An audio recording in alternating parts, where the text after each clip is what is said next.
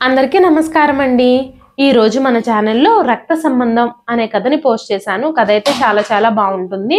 తల్లిదండ్రులు చనిపోయిన తనని మేనమామ తన ఇంటికి తీసుకెళ్లి తన కొడుకుకిచ్చి పెళ్లి చేశాడు.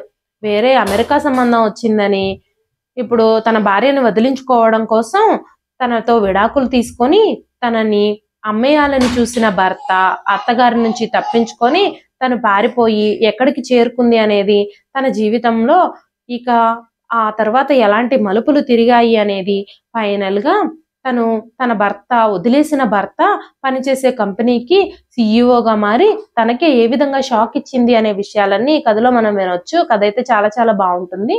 మీరు గనక వినకపోతే ఈ షార్ట్ వీడియో కింద లాంగ్ వీడియో లింక్ అయితే ఇచ్చేస్తానండి. మన ఛానల్ నేమ్ కింద లాంగ్ వీడియో పడతాను, క్లిక్ చేసి పూర్తి కథను వినేయండి.